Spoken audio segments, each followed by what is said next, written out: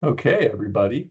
So we're going to try to practice an initial intake interview, a biopsychosocial assessment using the Chat GPT voice interface. This is the first time I've ever tried this. So call it an experiment, and we're just going to want to see what happens. And this may be a tool that we can continue to use as we move forward in additional role plays, practices, etc. So I have, that does not show up very well in the camera, but I do have the Chat GPT 4.0 interface pulled up on my phone. I'm going to hit the headphones button, which enables the chat interface.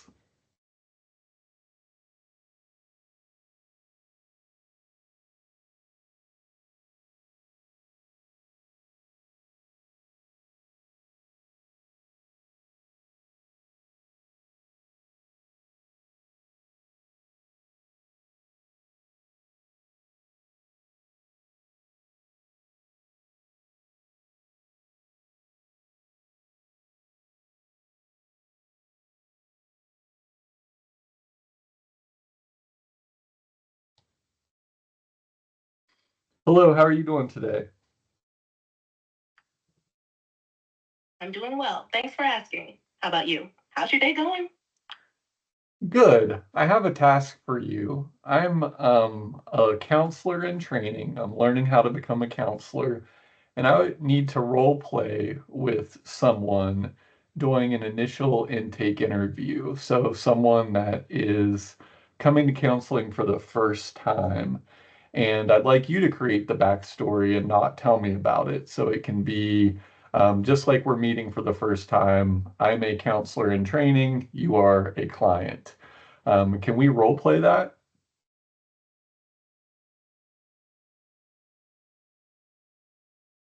Sure, I'd be happy to help with that. Let's get started whenever you're ready. Okay, so I'll say action, and that means that we've started our role play. So, action.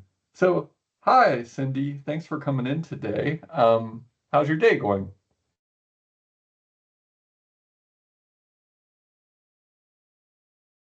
Right. Just a bit overwhelming, to be honest. Yeah, so a little overwhelming. Can you tell me more about that overwhelm? What's been going on?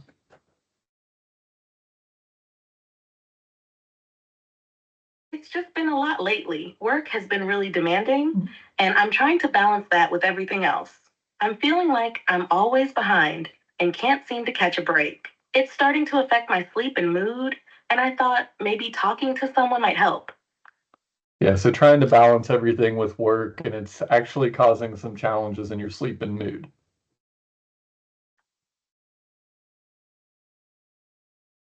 Exactly. It feels like there's always something I need to be doing. And even when I try to relax, my mind just won't shut off. I'm constantly thinking about what I haven't done or what's coming next. It's exhausting. So your mind keeps racing, thinking about the next thing that you have to do. You mentioned work. Can you tell me a little bit about what you do for work and some of your history around work?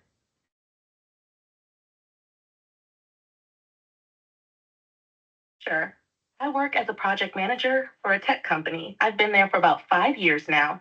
It's a fast paced environment, and I'm usually juggling multiple projects at once. I started in a more junior role, but I've worked my way up, which has been great in terms of career growth. But with that growth has come more responsibility. And lately, it feels like the pressure has been building. Hmm. I'm proud of what I've achieved, but I'm also feeling the weight of it all, especially now that deadlines are tighter and expectations are higher. So that achievement that you've had has brought about additional responsibilities and additional pressure, and that's really kept your mind racing. So you've had to really push forward in a way that, so it sounds like it surprised you.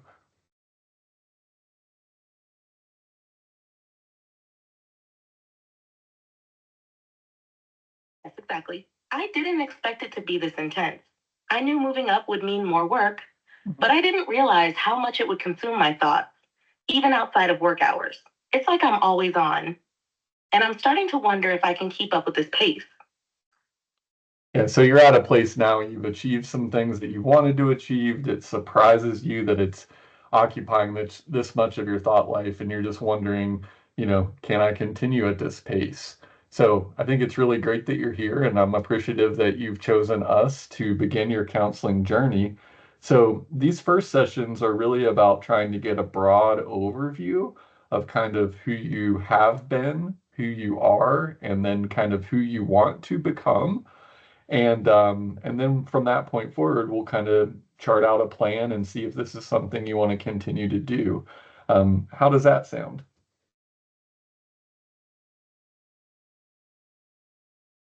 Hmm.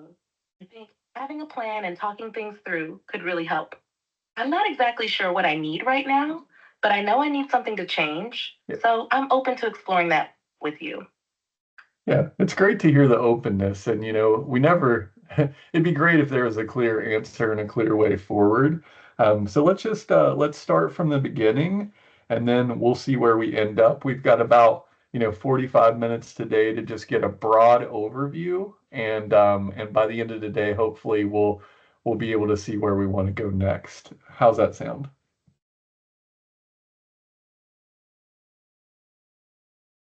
Like a good plan.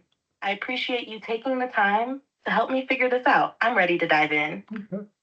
Yeah, so tell me, have you been to counseling or any kind of mental health treatment before? No, this is actually my first time seeking out counseling. I've thought about it before, but I always figured I could handle things on my own.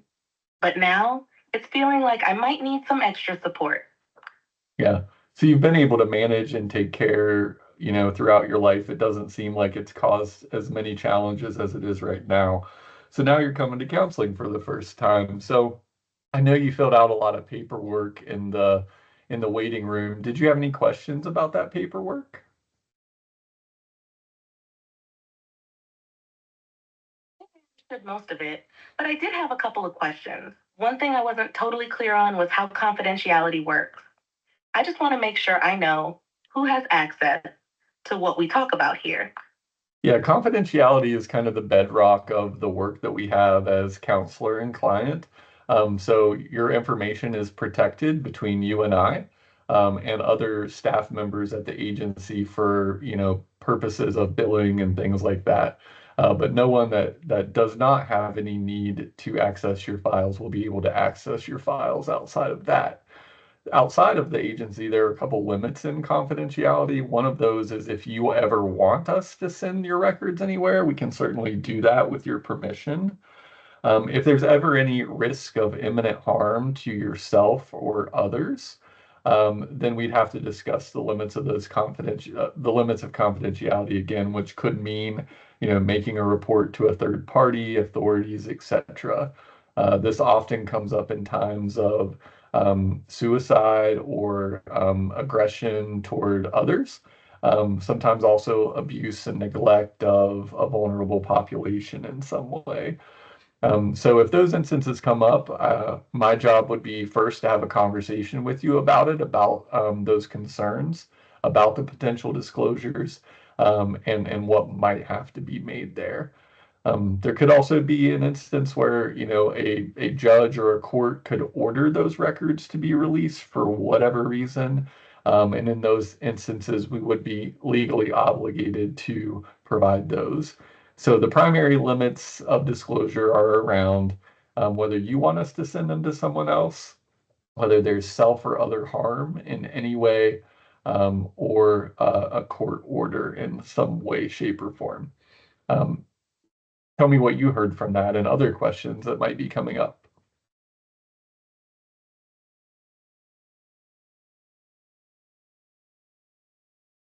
Thanks for explaining that. So, what I'm hearing is that everything we talk about here stays between us unless there's a situation where someone's safety is at risk or if there's a legal requirement to release the information. Also, if I wanted my records shared somewhere, you could do that, but only with my permission. That all makes sense to me. I guess my only other question is if I did want to share something but was worried it might trigger one of those limits, how would we handle that? Yeah, I think it's a really great question. And I think, I believe in your own autonomy and empowerment to make those decisions about what you do and don't share with me. I'm not going to force you to disclose anything. My job is to provide an open door for you to share. And, I know that we've just met. So I hope that as our therapeutic relationship evolves and continues, that I'll earn your trust so that you'll want to share those things with me. And if it would trigger one of those disclosures, my job would be for us to talk about it on the front end before that disclosure happens. And hopefully we could make that disclosure together if possible. And if not possible, then, again, to explain my limits and tell you what I'm going to do next. So hopefully, even if that forced disclosure does happen for legal reasons, you'll still be informed of it in as much as you can be.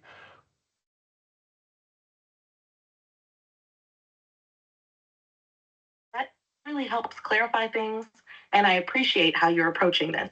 It makes me feel more comfortable knowing that you're focused on communication and that I'd be informed every step of the way. I think that helps with the trust aspect, so thank you for that. I don't have any more questions right now. Okay, great. Well, I know that you started today saying that you've been in your current job for 5 years. You've excelled in that career. You've got promotions, and that has come with a lot of additional responsibilities. It's kept your mind wandering. It's impacted your sleep and your mood. But I'd like to kind of go back a little bit and just start with the beginning and kind of work our way up to this current state. Would that be okay?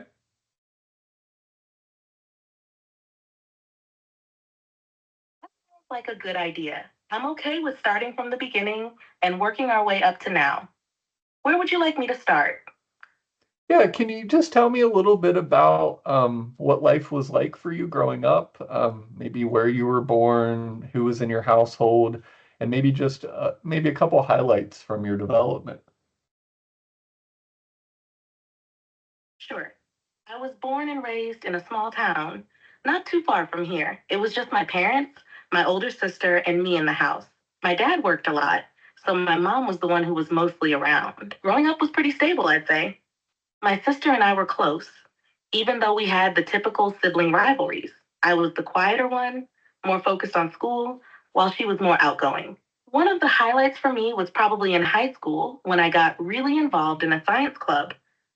That's when I first started to feel confident in my abilities and where my interest in technology and project management started to take shape. It felt like the first time I found something I was really good at and passionate about.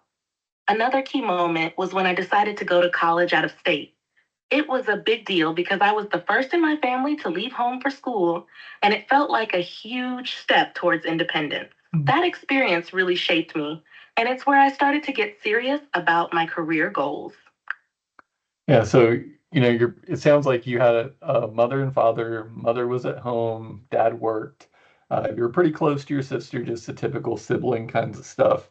And then, it sounded like there were some pivotal moments in high school as you started to tap into your passion for technology, and that has brought you to this point in your career. So you described your upbringing as pretty typical. Can you tell me a little more about like what typical looked like for you? Sure. When I say typical, I guess I mean that things were pretty steady and predictable. Mhm. We weren't wealthy, but we had what we needed. My parents were supportive and involved in our lives. They encouraged us to do well in school and were always there for us, but they weren't overly strict either. We had family dinners most nights, which was kind of our time to catch up with each other. Weekends were usually spent doing things around the house, maybe some sports or activities my sister and I were involved in, or visiting family nearby. We weren't the type to go on big vacations, but we had a few trips that were really special to me, like a road trip to the mountains one summer. In terms of challenges, I'd say it was mostly just the usual stuff: school stress, figuring out friendships, and the occasional argument with my sister. Nothing really major or out of the ordinary, which is why I think I describe it as typical. It was a stable and supportive environment, which I'm grateful for. Yeah, I think that really gives me a sense of kind of, how you grew up, and it's fun to learn about some of the traditions you all had. Not big vacations, but you did have that one to the mountains that seems to stand out. You remember visiting family, playing sports, and things like that. Um, what were and you mentioned the typical kind of struggles, I guess. So if there was a low point in your development, what would you describe that low point as?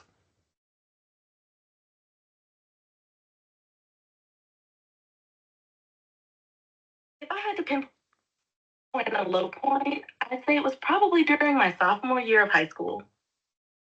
It was a time when a lot of things seemed to pile up at once. I was struggling with some friendships that changed pretty suddenly, which left me feeling pretty isolated. Around the same time, I started to feel the pressure of academics more intensely, especially as I started to think seriously about college. On top of that, my parents were going through a rough patch in their marriage. They never really fought in front of us, but there was a tension in the house that was hard to ignore. It was the first time I felt like things at home weren't as stable as I thought. I found myself retreating more into my schoolwork and the science club, which helped as a distraction, but also made me feel like I had to prove something. It was a tough period because I felt like I was navigating a lot on my own. I didn't really talk to anyone about what was going on, so I just internalized a lot of it. Looking back, it was a mix of feeling lonely, stressed, and unsure of where I stood in my relationships, both at home and with friends. It was a time when I started to realize that life wasn't always going to be as steady as it had been. And that was hard to come to terms with at that age. Yeah. So even though overall it seemed pretty steady, there were some of those moments, and it sounds like as pressure mounted up in academics, perhaps similar to how pressure mounts up now at work, that mixed with some of the maybe threats to that normalcy that you had felt, that became a little bit overwhelming, and then it sounded like you turned inward. Can you tell me a little bit about like how emotions were expressed in your household and maybe how you have come to express emotions in your life?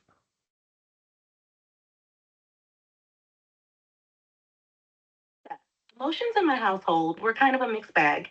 My mom was more expressive, especially when it came to showing love and care. She was the type to give hugs, ask how our day was, and make sure we knew we were supported. My dad, on the other hand, was more reserved. He wasn't cold or anything, but he didn't really talk about his feelings much, and I think that influenced how emotions were handled overall.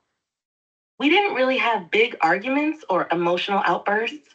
It was more of a keep calm and carry on vibe. Because of that, I think I learned to manage my emotions internally. I was more likely to think things through on my own rather than talk about them. Yeah. I'd bottle up stress or worry until it passed, or I found a way to deal with it. I didn't want to add to anyone else's stress or burden them with my problems, so I just kept a lot to myself. As I've gotten older, I've tried to be more open about how I'm feeling, especially with close friends or in relationships, but it's still a work in progress. I tend to process things internally first and then decide whether or not to share. I'm definitely more comfortable expressing positive emotions like excitement or happiness than I am with things like stress or sadness. I think that's partly because I don't want to come off as negative or like I'm not handling things well. So while I'm aware of my emotions, I'm still figuring out how to express them in a way that feels comfortable and healthy, especially when it comes to the more difficult ones. Yeah, I mean, it sounds like you've have a lot of awareness about, emotional experiences throughout your childhood, how those were dealt with in your family, and how that's impacted you as a younger person, and then now as you're coming into your own adulthood, right? So, I mean, it seems like you've carried that awareness with you pretty well. Too. I think being aware of how I handle emotions has helped me navigate a lot of situations, especially when things get tough. But I also know that just being aware isn't always enough. And there are still times when I struggle to express what I'm really feeling. It's something I'm continuously working on, trying to find that balance between being self reliant and knowing when it's okay to lean on others. Yeah. So you're balancing, how much to rely on yourself and your internal strengths and awareness, and then when to have support. And it kind of sounds like, I guess, Is that a similar process that you're experiencing now with work? You've tried to navigate it on yourself, on your own. You've done really well, but now you're getting to the point where you're like, maybe it is time for external help. Does that seem to be a familiar process for you?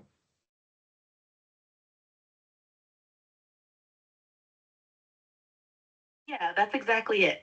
It's like I've hit this point where I realize that handling everything on my own, like I've done in the past, might not be enough this time.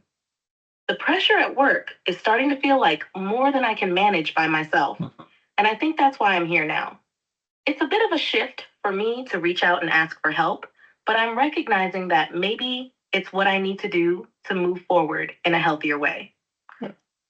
Can we talk a little bit about some of the strategies that you use already that maybe are more or less helpful?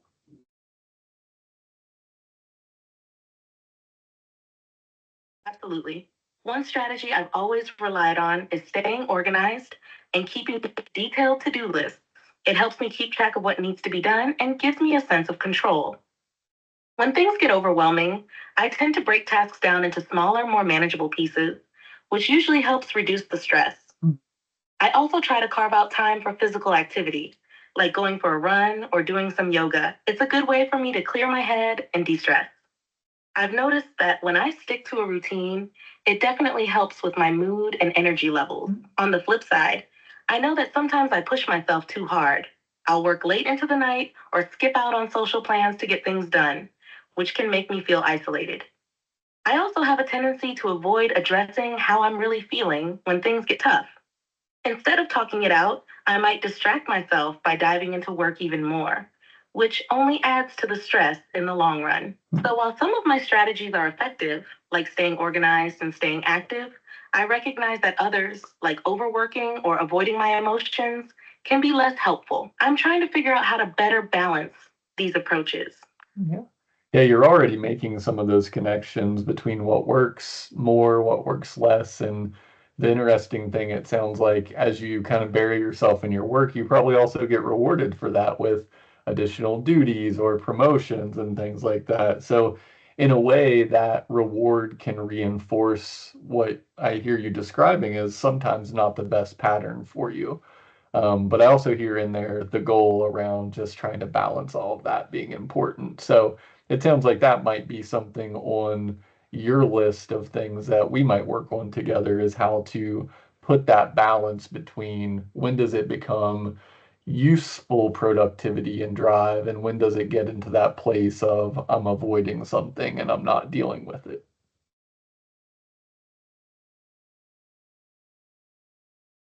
You really captured what I've been wrestling with.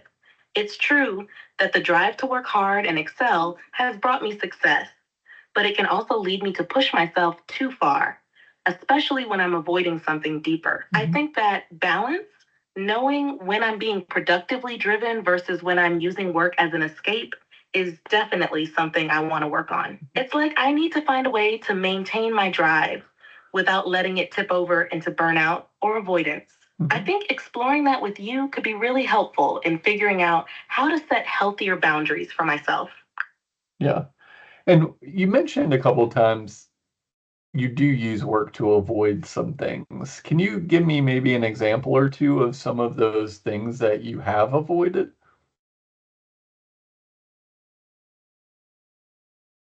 An example that comes to mind is how I handled a falling out with a close friend a couple of years ago. We had been really tight for years, but we had a disagreement that escalated, and instead of addressing it directly, I threw myself into work. I avoided having the tough conversation we needed to resolve things, and as a result, we just drifted apart. It was easier to stay busy than to confront the emotions around losing that friendship. Another example is more recent. I've been feeling really stressed about some family dynamics, particularly around my parents as they're getting older. There's this unspoken expectation that I'll help out more, especially since my sister lives farther away. Instead of talking to them about how overwhelming it feels to take on that responsibility alone, I've just been diving deeper into work. It's like if I keep busy, I can justify not dealing with the guilt or the pressure from that situation. Both of these are situations where I used work to avoid dealing with emotions or difficult conversations, And while it helped me cope in the short term, it didn't really solve anything and left me feeling more isolated in the long run. Sure. So there was some real short-term benefits. I mean, you're experiencing grief, sadness, guilt, worry, maybe some anxiety in there too. And in the short term, going into work, getting rewarded for your productivity, helps. And then, as you said, in the long run, you feel more isolated and those feelings don't go away. So earlier on, I think you said they kind of build up, build up, build up. And I'm wondering, like, is there a point where that buildup has ever overflowed to a point where you could describe?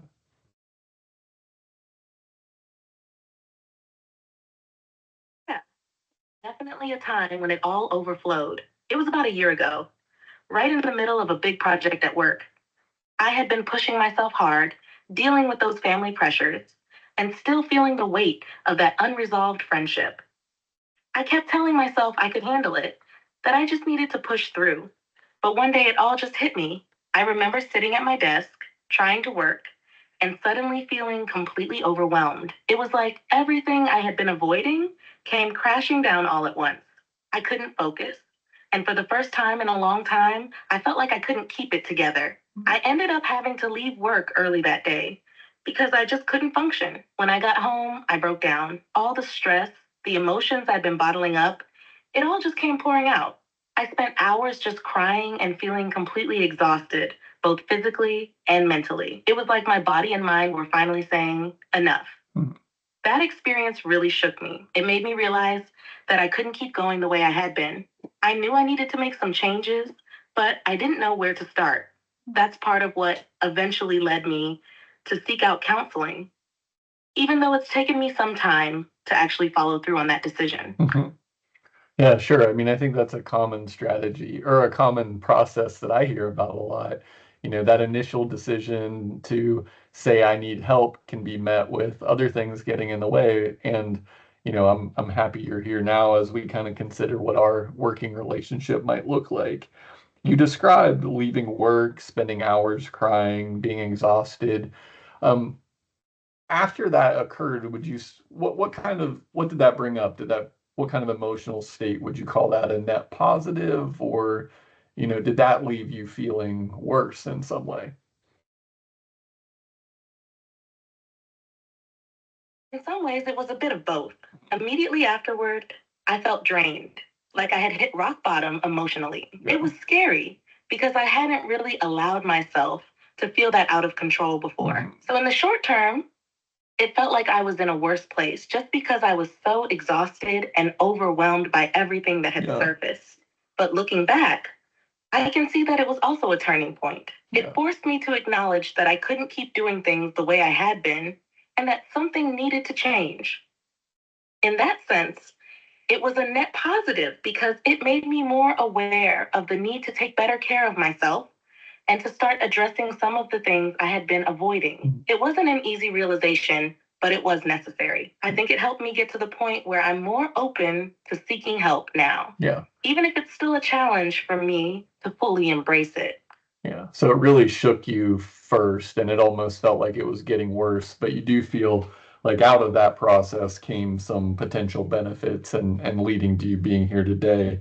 And that's a similar process that people describe when they go through counseling and therapy is that, at times it can feel like things are getting worse because we're opening up stuff that we've maybe not opened up before, or we're becoming aware of things that maybe we've not wanted to become aware of. So I say that on the front end that, if you ever have that perception that, oh my gosh, this is shaking me, this is destabilizing me in some way, I hope you'll share that with me so that we can kind of unpack not only what we're doing, but also the impact of what we're doing.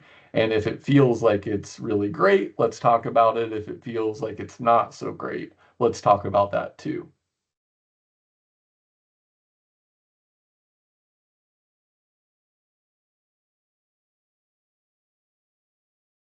I appreciate you saying that. It's reassuring to know that if things start to feel overwhelming or if I'm unsure about what's happening in the process, we can talk it through. I think that openness will help me feel more comfortable as we dig deeper into things. Yeah. I definitely want to make sure we're on the same page. And it's good to know that we'll be checking in about how the process is affecting me. That makes me feel more confident about moving forward with this. Yeah. No, it's great to hear. So we've talked about, mom and dad and sister a little bit. I'd like to learn a little more about, medical history. So has there been any history of mental illness, physical illness throughout your family, your sister, yourself, etc.? Can you walk me through that a little bit? Sure. In terms of mental health, I don't think anyone in my immediate family has been formally diagnosed with anything, but I've noticed patterns that might suggest underlying issues. My dad, for instance, has always been pretty reserved and tends to bottle up his emotions. Looking back, I wonder if he might have struggled with some depression or anxiety, but it was never something we talked about openly. My mom is generally more upbeat, but I've seen her go through periods of high stress, especially when things were tough between her and my dad. My sister hasn't mentioned any mental health concerns, but she's always been more private about that kind of thing. So it's hard to say for sure. Physically, we've been pretty fortunate overall. My dad had high blood pressure, which he's been managing with medication, and my mom has had some issues with arthritis as she's gotten older, but nothing too severe. I've had my own share of stress related issues, mainly tension headaches and some trouble sleeping, which I think are connected to the anxiety I've been feeling lately. I've also noticed that when I'm really stressed, my stomach gets upset easily, which has been happening more often recently. Other than that, there's no significant history of major physical or mental illnesses that I'm aware of. I'm pretty healthy overall, but the stress and anxiety have definitely taken a toll on me, especially in the past year or so. Yeah, this past year does seem to be sort of a real escalation, and you're noticing even some somatic symptoms like the headaches and the upset stomach really increasing. So I think that's a one, you've got great awareness of kind of how that's evolving for you. Um, so to recap, it doesn't look like there's been any diagnosable mental health conditions that you're aware of. Been pretty healthy physically, although some normal aging things are coming up, which seem to be adding some stress. And tell me about like your engagement with your primary. Do you have a primary care doctor? Do you stay engaged with that? Tell me a little bit about kind of your normal involvement with medical professionals.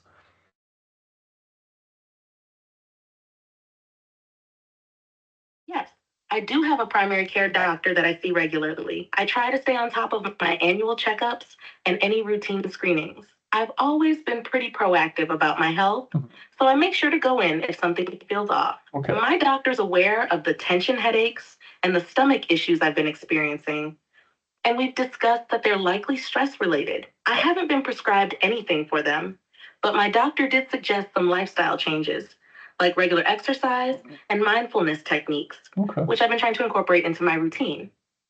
I'd say I have a good relationship with my doctor, and I feel comfortable discussing my health concerns. I've been meaning to bring up the idea of seeing a specialist about the headaches if they don't improve, but I haven't taken that step yet. Overall, I'm engaged with my healthcare, but I think there's room for me to be more proactive about these stress related symptoms and maybe explore additional support if things don't start improving. So you stay engaged, and sounds like they haven't found any underlying causes. So you've kind of deduced that it is related to stress and done these lifestyle changes. So, we may, collaborate together with your PCP at some point, but it sounds like you do that really well already. Any history of medications that you've been on? Oh, I haven't been on any medications, either for mental health or physical health issues. My doctor suggested lifestyle changes first to see if those would help with the stress related symptoms. And so far, we haven't moved toward any kind of medication. I'm generally open to it if it becomes necessary, but I prefer to explore other options first. So for now, it's just been managing things through exercise, diet, and trying out some mindfulness practices. Yeah. And that's generally the trajectory that I would follow is we'll start with the least invasive kind of interventions first, the least severe kind of interventions, and then, we can proceed up that ladder if we need to. So it sounds like we're on the same page there. You've mentioned friends a couple times. If I can backtrack a little bit, you mentioned friends, social relationships kind of being maybe one of those sources of challenges at times. How would you describe your, relationships and social history?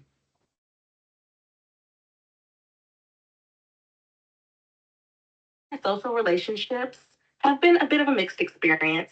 Growing up, I had a small but close knit group of friends, and we stuck together through most. As I got older and went to college, I made new friends, but I also found it harder to maintain those deep connections. I'm someone who values quality over quantity when it comes to friendships, so I tend to have a few close friends rather than a large social circle. In the past few years, I've noticed that maintaining friendships has become more challenging. With work being so demanding, it's hard to find the time and energy to keep up with everyone. I've had a couple of friendships fade away because I didn't prioritize them as much as I probably should have, which is something I regret. That falling out with my close friend that I mentioned earlier was particularly tough because it made me realize how much I value those connections, even if I sometimes struggle to express it. Currently, I have a few close friends that I stay in touch with regularly, but I'd say my social life is more limited than I'd like it to be. I often feel like I'm missing out on that deeper connection because I'm so focused on work. I'm trying to be more intentional about reaching out and spending time with friends, but it's still a work in progress. I think part of the challenge is that I've become more guarded over time, especially after that falling out. So I'm more hesitant to open up and let new people in. Overall, I describe my social history as one where I've had meaningful connections, but I've struggled with maintaining them over time, especially as life has gotten busier and more stressful. It's something I'd like to work on because I know how important those relationships are for my well being. Yeah, so you value quality in the relationships and you value depth. And this recent falling out that you had really seems to have interfered. You want that quality, you want that depth, but in a way you don't want to put yourself out there again because in this instance it did lead to that, that harm. So it sounds like you've got these social relationships, you've got some social skills, but maintenance seems to be really what you want to focus on right now. How about romantic relationships? Can you tell me a little bit about your history with romance, who you're attracted to, who you're not attracted to, etc.? Yeah, I can talk about that. I've had a few romantic relationships over the years, but nothing that's lasted long term. I'm attracted to people who are thoughtful, intelligent, and who share similar values to mine. I tend to be drawn to people who are independent, but also value deep connections, much like how I approach friendships. In terms of attraction, I'm generally attracted to women, though I've had some attraction to men in the past as well. My relationships have typically been with women, and while they've been meaningful, they've often ended because of differences in life goals or because I struggled with balancing the relationship with my work and other responsibilities. Yeah. One of the biggest challenges I've faced in romantic relationships is letting my guard down and being vulnerable. I think it ties back to how I handle emotions in general.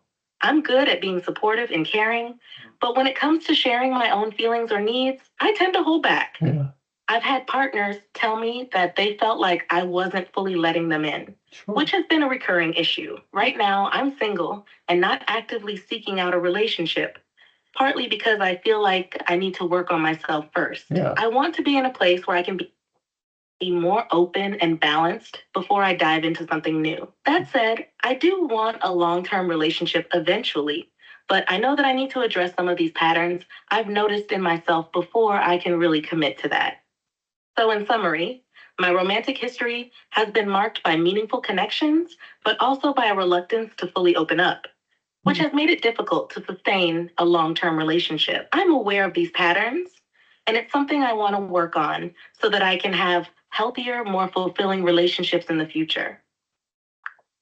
Yeah, so sounds like you're pretty self-aware of who you're interested in. You are attracted to both, men and women, and that pattern that you mentioned in the home growing up and your social and friendships also seems to have been a present, at least in some of your romantic relationships too.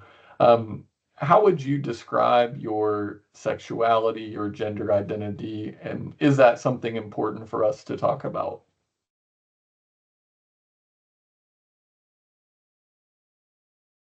I identify as bisexual, and that's something I'm comfortable with and I've come to understand about myself over the years. In terms of gender identity, I identify as female, and I feel secure in that aspect of who I am. For me, my sexuality and gender identity are important parts of my life, but they haven't been major sources of conflict or stress. That said, I do think it's important for us to talk about how these aspects of my identity intersect with other areas of my life, like relationships and work. While I'm comfortable with who I am, there have been times when navigating these identities, especially in romantic relationships, has been challenging. I want to make sure that I'm fully understanding and accepting of myself, especially as I work on being more open and vulnerable in relationships. So, while it's not a primary area of concern for me, it's definitely something that's worth exploring, particularly in the context of how it might influence my relationships and overall well being. I think it could be helpful to discuss how my experiences as a bisexual woman have shaped my interactions and any underlying factors that might be contributing to the patterns we've been talking about. Yeah, absolutely. I mean, I think most of the work we do in counseling is about identity exploration and identity development. And you use the word, or you use this concept about how those intersect and how those may or may not be related to what's going on. So, certainly, gender and sexuality are important cultural variables that you've identified. Are there other cultural variables and, identity characteristics that we should keep in mind and talk through, such as race, ethnicity, any other factors that would be important for us to have on the table right now?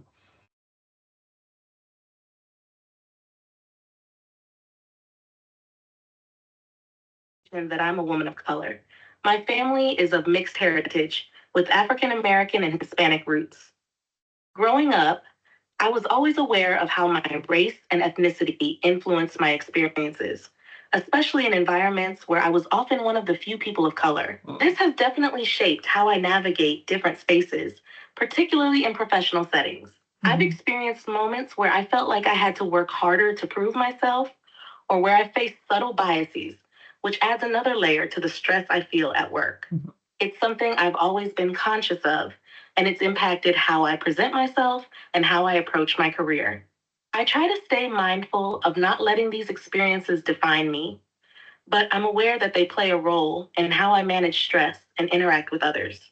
In terms of cultural identity, my family has always been proud of our heritage, and that's something I carry with me. But there have also been times where I felt the need to downplay parts of my identity to fit in or to avoid drawing attention to myself, Yeah. especially in predominantly white spaces. That's Yeah. something I'm still working through, finding that balance between being authentic to who I am and navigating environments where I might feel like an outsider. Yeah. So, alongside gender and sexuality, my race and ethnicity are definitely important factors in how I understand myself and how I experience the world. I think it's crucial for us to keep these aspects in mind as we work together because they do intersect with other areas Yeah. of my life and can influence my stress levels, my relationships, and how I navigate my career. Yeah, as you said, it's all connected. And on the one hand, you're proud of these elements of your identity and your culture, and you're aware of how that's shaped the way that you've influenced the world, how at times you've had to mute some of those elements of your identity, some of those elements of yourself. And it sounds like that similar pattern of sometimes internalization that has caused challenges. And you mentioned that happens in predominantly white spaces, and I'm a white cisgender heterosexual male. I wonder how it might be working with me as you've mentioned some of these aspects of your own cultural identity. Any thoughts there?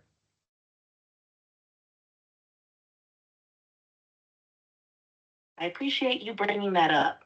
It's important to acknowledge these dynamics in our work together.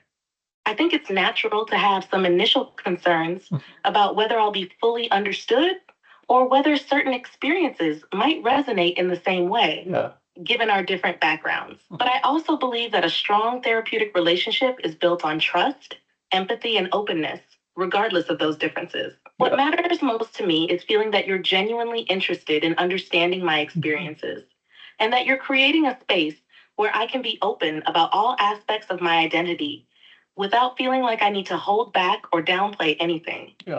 So far, I feel like you've been really attentive and considerate in how you've approached these topics, which makes me feel more comfortable moving forward. I think it's helpful to acknowledge that there may be moments where our different perspectives come into play, and I appreciate that you're aware of that. As long as we can keep the lines of communication open and continue to have these kinds of conversations, I feel confident that we can work through any potential challenges that might arise.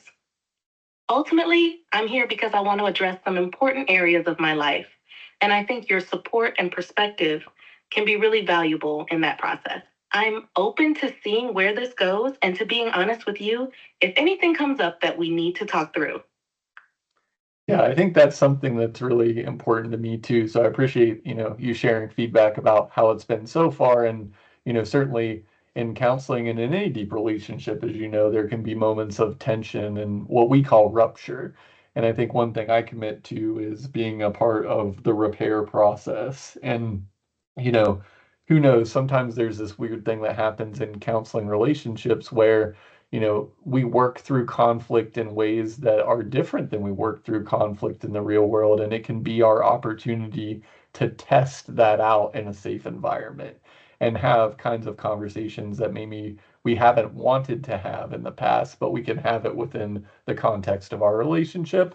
And then who knows, experiment outside of the counseling relationship because that's one of my goals is that the work we do here gets to extend and have impacts into your real world life. So I thank you for trusting me enough to keep going and being willing to have those open dialogues, as hard as they might be between the two of us. Um,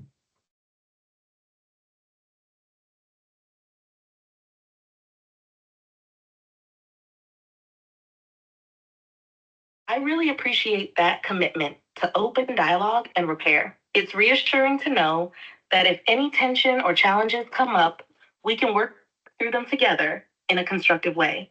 I think having the space to explore difficult conversations or conflicts is valuable, especially when it comes to applying those skills in the real world. I'm glad we're on the same page about this, and it makes me feel more confident in the process, knowing that you're committed to that kind of collaboration and growth. It's not always easy to address these things, but I believe that being able to do so here will ultimately help me navigate similar situations outside of our sessions. I'm looking forward to continuing this work with you and seeing where it leads. Thanks for creating a space where I feel heard and supported. This is definitely a good start. Yeah. Yeah, I appreciate that word collaboration and let's keep that as one of our what I would call process goals. And maybe we'll check in on how collaborative this process feels. We've got about 5 minutes left in our session today. There are a few other areas I just want to ask briefly about. And again, remember the goal of today was a broad overview that we'll continue to dive deeper into as seems relevant to the goals that we're working towards. So can you tell me a little bit about your history with substance use? And this could involve anything from caffeine to alcohol to cocaine, heroin, anything. So any history that you have there that would be worth noting.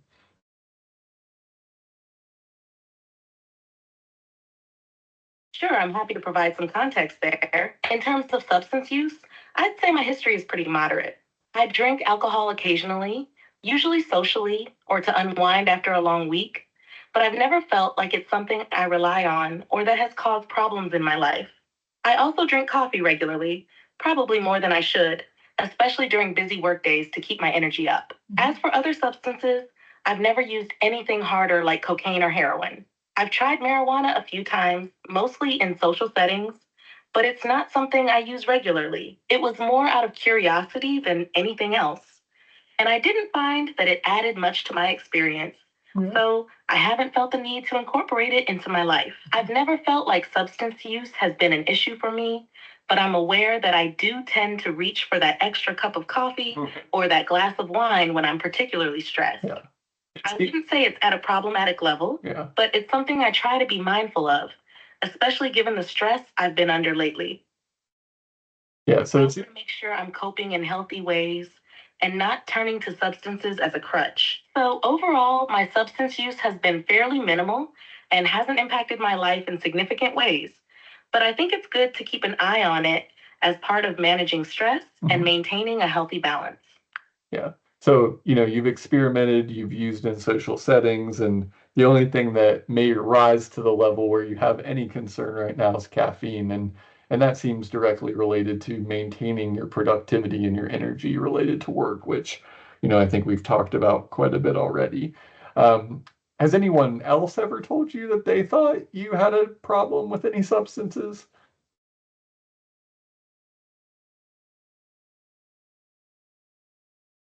No, no one has ever suggested that I have a problem with substances. Mhm. My friends and family have never expressed any concerns about my drinking or caffeine use. Okay. And I haven't noticed any negative impacts Yeah. on my relationships or daily life because Sure. of it. Okay. I think people see me as someone who is pretty responsible and balanced when it comes to those things. Sure. That said, I do keep an eye on how much caffeine I'm consuming, Yeah. especially when work gets really intense, because I know it can be easy to lean on it a little too much. But overall, it hasn't been something that anyone else has pointed out as an issue. Yeah, thanks for moving down that road with me. I know not to assume there's a problem or not, but just to get an idea of all the potential influencing factors that we might have, especially in times of stress and anxiety. And one last part that we ask everybody about, have you ever had any involvement with the legal system?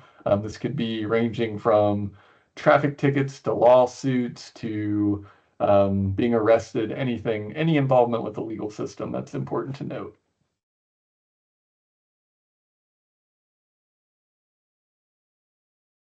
Involvement with the legal system. Thankfully, the extent of it has been pretty minor. Just a couple of traffic tickets over the years, nothing major. I've never been arrested, involved in lawsuits, or anything along those lines. My record is clean, and I've generally tried to stay out of any situations that could lead to legal trouble. So, nothing significant to report there. Okay, thanks for doing that. I think we've got the outline down. So you come in starting with, and it sounds like a year ago was this.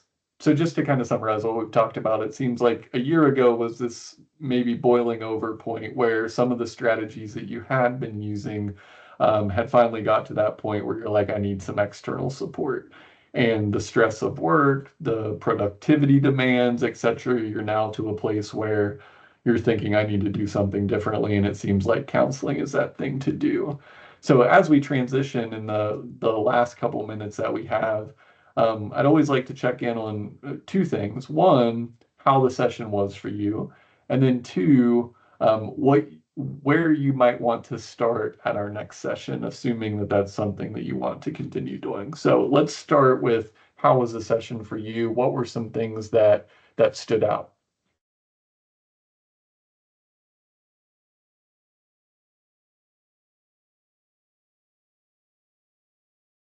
Session really helpful. It felt good to talk through everything and start making connections between different areas of my life that I hadn't fully considered before.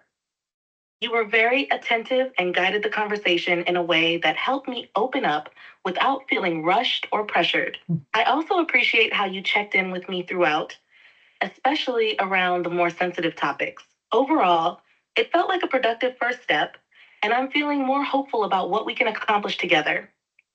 As for where to start next time, I think it would be helpful to dive deeper into the stress and anxiety I've been feeling, particularly how it's connected to my work and the patterns of avoidance we discussed. I'd also like to explore strategies for managing those feelings in healthier ways and finding that balance we talked about between being productive and taking care of myself emotionally. I'm open to your suggestions as well, but that's what's on my mind right now as a potential focus for our next session. How did the session feel for you from your perspective? Yeah, it sounds like you're curious about perspective on the session. I'm wondering kind of where the motivation for that comes from. What makes my impression important to you?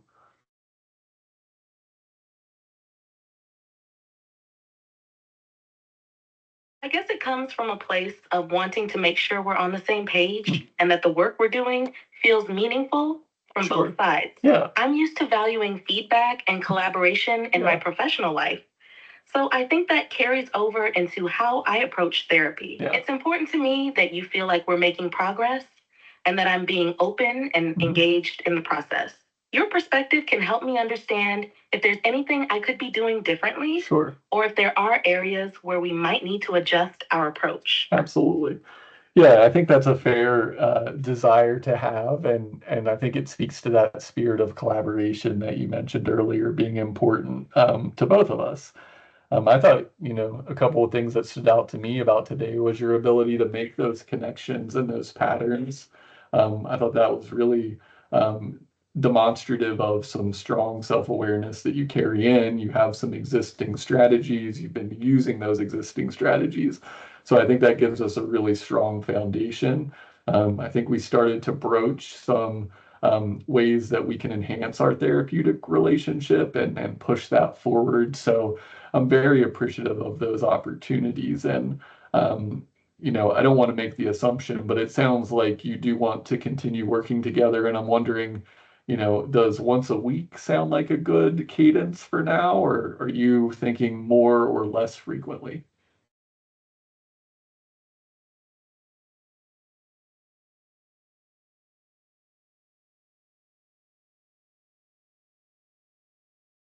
Appreciate your feedback and your perspective on the session. It's really helpful to hear. I do want to continue working together, and once a week sounds like a good cadence for now. I think that will give us enough time to explore things in depth without feeling rushed. I'm looking forward to seeing where this process takes us and continuing to build on what we've started today. Well, that sounds good to me. So, is there anything left to be said before we close today?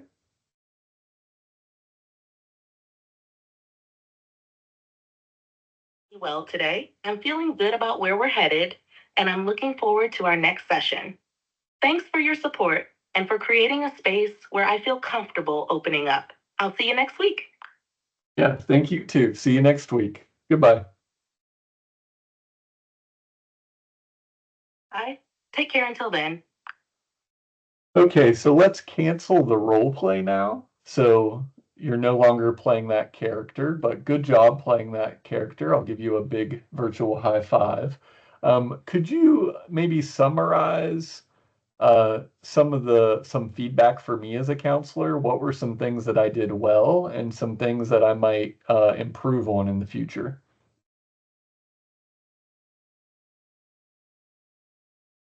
Well, high five. I get you. You did a great job in the role play, and I'm happy to provide some feedback. Things you did well. One, empathy and active listening. You were very empathetic throughout the session. You listened actively, reflected back what the client was saying, and showed genuine understanding of their experiences. This helped to build rapport and trust, which is crucial in an initial intake session. Two, open ended questions. You asked open ended questions that encouraged the client to share more about their thoughts, feelings, and experiences. This allowed for a deeper exploration of the issues and helped the client feel heard and understood. Three, validation and normalization. You validated the client's feelings and experiences, which can be very reassuring, especially in a first session. By normalizing some of the challenges the client was facing, you helped reduce potential feelings of isolation or shame. Four, summarizing and paraphrasing. You effectively summarized and paraphrased what the client was sharing, which not only confirmed your understanding, but also helped the client organize their thoughts and feelings. Five, cultural sensitivity. You were mindful of the client's cultural background and addressed it in a respectful and open way. This is especially important when working with clients who may have different cultural experiences and identities. Areas for improvement. One, pacing. At times, the session moved quickly from one topic to the next. While it's important to gather a broad overview in an intake, it might be helpful to slow down a bit and give more space for the client to explore their emotions before moving on to the next question. 2. Exploration of coping strategies. You touched on the client's existing coping strategies, but there could have been more exploration of how these strategies are working in the present moment. Asking more about the effectiveness of these strategies and how the client feels about them might have added depth to the discussion. 3. Balancing structure and flexibility. You did a great job of covering a wide range of topics, but in future sessions, it might be beneficial to balance the structure of the session with a bit more flexibility to allow the client to guide the conversation more. This can help ensure that the client's most pressing concerns are addressed in the moment. 4. Encouraging clients' autonomy. While you were very supportive and collaborative, you might also consider emphasizing the client's autonomy in setting goals and determining the direction of therapy. Encouraging them to take an active role in deciding what to focus on can empower them and enhance their engagement in the process. Overall, you demonstrated strong skills as a counselor in training with a clear commitment to understanding and supporting your client. With continued practice and reflection, I'm confident you'll continue to grow and refine your approach. Great job. Thank you for that thorough review and giving me some things to think about in my ongoing development. I was wondering if you could write up a sample intake report that would go into the client's file. So I'd like you to act as the counselor, considering everything that we talked about, and just write up the report that would actually go into the client's file.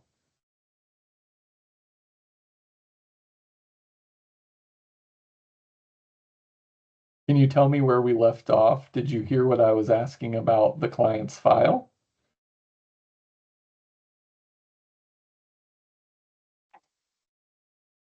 Off at the end of the role play session, you had just completed the intake interview with the client, and we wrapped up by discussing scheduling for the next session. As for the client's file, if you were asking about specific details or where we stand with the information we gathered during the role play, I can certainly help summarize or clarify anything specific you're looking for. Yes, can you actually write up a mock report that would actually mimic what would go into a real life medical record for this client?